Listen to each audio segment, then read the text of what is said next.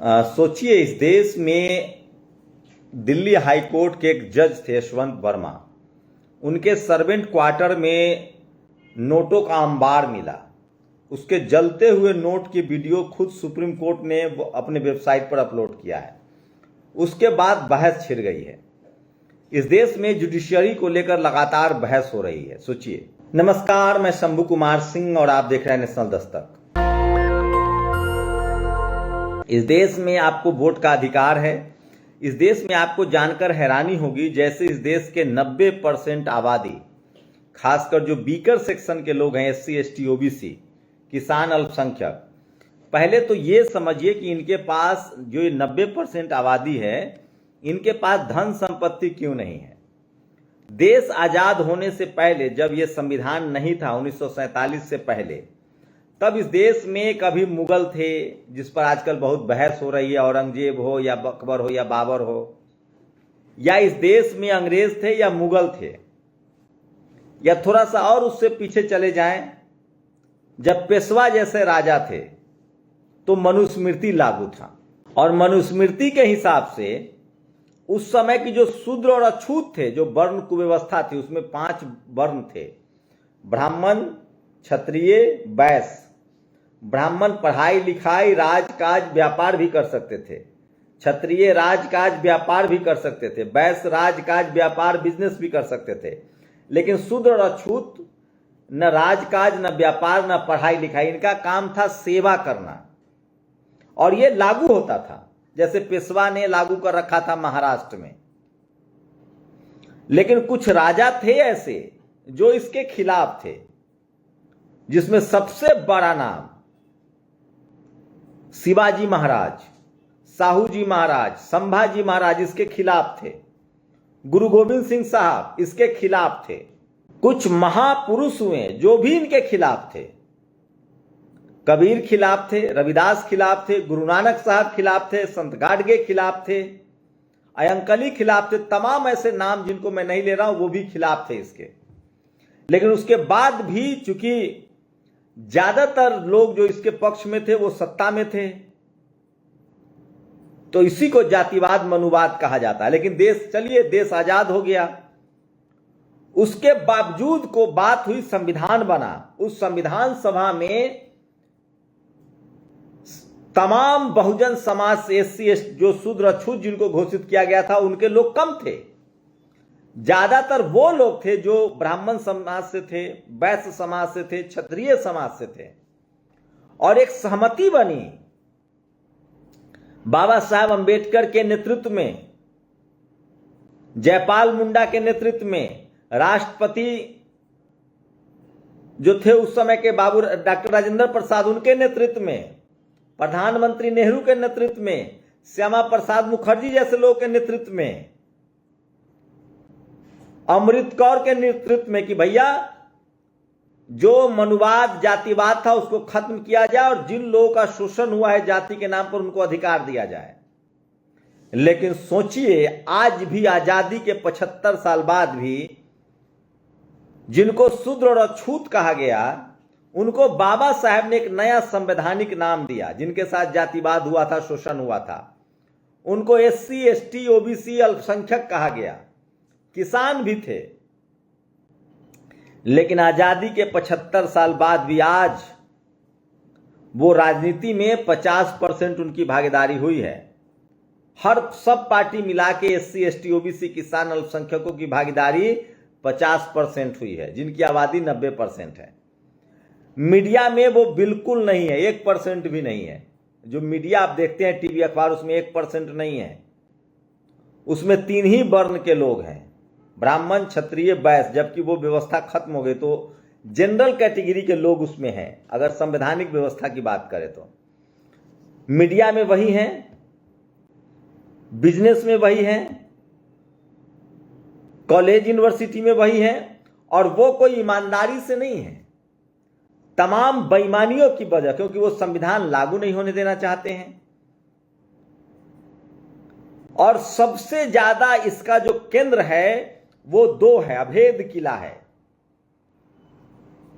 Media और judiciary. Vote की वजह से संख्या 50% पहुंच गया है। कहां? विधानसभा और लोकसभा में। पढ़ाई लिखाई मेरिट की वजह से कॉलेज यूनिवर्सिटी में भी कुछ संख्या पहुंचा है। लेकिन मीडिया और जुडिशियरी ऐसी जो अभेद किला है, मीडिया जुडिशियरी में कहा जा रहा है 750 हाई कोर्ट में जजेज हैं, उसमें सिर्फ 21% गैर सवर्ण जज हैं, जिसमें 63 के आसपास ओबीसी है, 27 के आसपास एससी है और 16-17 ट्राइबल हैं। और जनरल कैटेगरी में भी जाट, पटेल, मराठा, गुर्जर नहीं है। और ये सब हो रहा है कोलोजियम सिस्टम के नाम पर। अब जब से ये दिल्ली वाला मामला आया है, कई बार बहस हुई कि कोलोजियम सिस्टम खत्म किया जाए, लेकिन सोचिए जो लोग इस जांच की मांग कर रहे हैं, जो भ्रष्टाचार का आरोप लगा है, ये मैं आरोप कह रहा हूं, ये जो यशवंत वर्मा पर आरोप लग रहे हैं, उसमें जो लोग जांच की मांग कर रहे हैं, कपिल सिब्बल जैसे लोग, शरद शर्मा जैसे लोग, वो भी कोलोजियम सिस्टम के खिलाफ नहीं है। वो कह रहे नहीं, कोलोजियम तो रहना चाहिए। हरीश साल्वे कह रहे हैं कि कोलोजियम खत्म होना चाहिए। इससे पूर्व जो चीफ जस्टिस ऑफ इंडिया थे डीवाई चंद्रचूड़, वो कोलोजियम के बड़े पैरोकार हैं। तो जब तक कोलोजियम खत्म नहीं होगा, जब तक रिजर्वेशन लागू नहीं होगा, तब तक इस देश के 90% आबादी को हाई कोर्ट और सुप्रीम कोर्ट में जज बनने का मौका ही नहीं मिलेगा। और तब तक रिजर्वेशन वाला फैसला, जैसे देखिए इकोनॉमिक वीकर सेक्शन का रिजर्वेशन, सबसे ज्यादा इस देश में गरीब एससी एसटी ओबीसी के लोग हैं, अल्पसंख्यक हैं, किसान हैं, उनको रिजर्वेशन नहीं मिला, ईबीएस उसमें नहीं डाला गया। 10% जो जनरल कैटेगरी के लोग हैं, जिनके पास 90% संसाधन है, उनमें जो कुछ गरीब हैं, अपने समाज से जो गरीब हैं, जैसे आप 2 भाई हैं, आपका भाई 100 करोड़ रुपए कमाता है और आप 10 लाख कमाते हैं, तो आप उसकी नजर में गरीब हैं। लेकिन उन लोगों के बारे में सोचिए जो 10,000 भी नहीं कमाते हैं।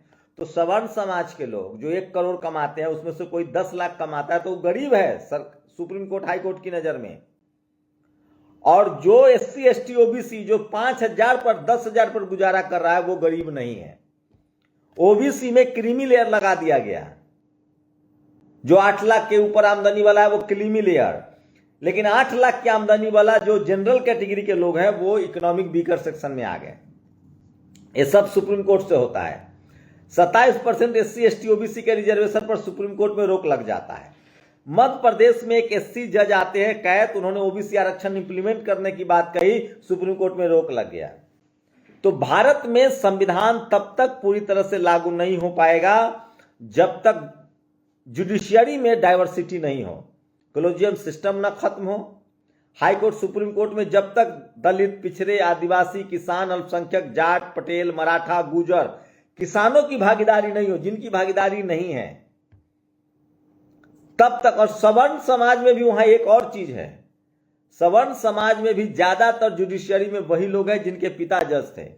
यशवंत वर्मा के पिता भी जज थे, डीवाई चंद्रचूड़ के पिता भी जज थे, और हाउ डेयर यू वाले जो जज हैं उनके पिता भी जज थे या उनके रिश्तेदार भी जज थे। तो जुडिशियरी में जहां कोलोजियम सिस्टम है, वहां परिवारवाद भी बहुत ज्यादा घना है। जबकि आपको तुरंत कह दिया जाएगा कि लालू यादव का बेटा, रामविलास जी का बच्चा, शिबू सोरेन जी का लड़का, मुलायम सिंह यादव परिवारवाद है। वहां तो हर 5 साल पर एग्जाम देना पड़ता है, हर 5 साल पर। राजनीति में परिवारवाद है तो हर 5 साल पर चुनाव में जाना होता है। लेकिन जुडिशियरी में कौन सा चुनाव होता है? एक बार जज बन गए तो बन गए।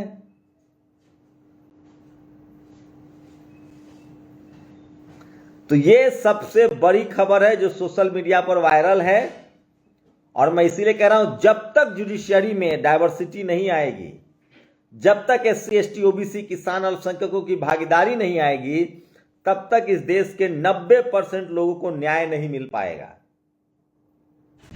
तब तक इस देश में संविधान पूरी तरह से इंप्लीमेंट नहीं हो पाएगा। अब उड़ते उड़ते खबर आ रही कि सरकार चाह रही कि कोलोजियम सिस्टम के बदले जजों की नियुक्ति में सरकार का इंटरफेयर हो।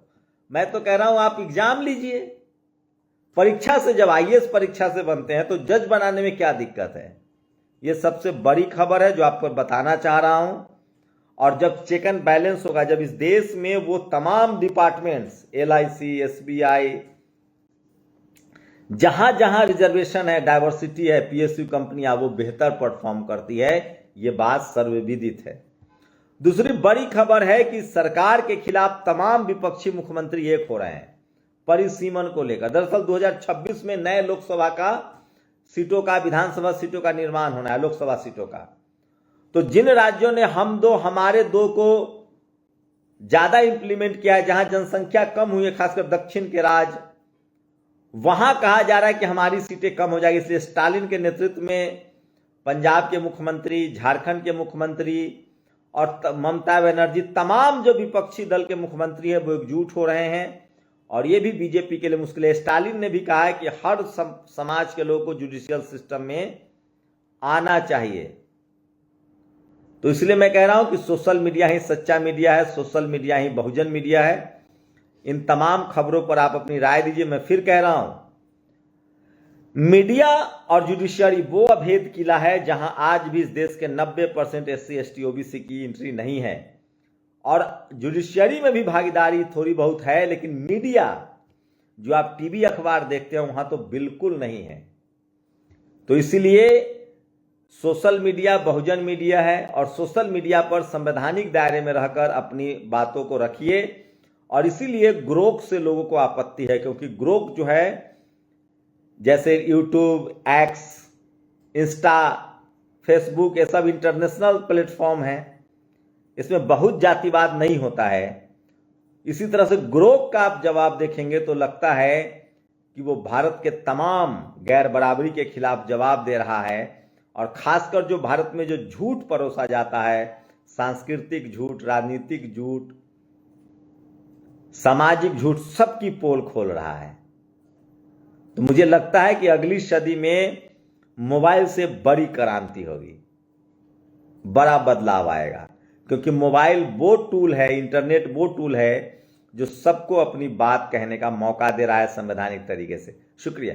दस्तक की आपसे गुजारिश है कि अगर इसको बचाना चाहते हैं तो नेशनल दस्तक को सब्सक्राइब करने के लिए रेड कलर के सब्सक्राइब बटन को दबाएं, फिर बेल आइकन की घंटी दबाएं। नेशनल दस्तक को बचाने के लिए बहुत जरूरी है कि हर खबर को शेयर करें, लाइक करें, कमेंट जरूर करें।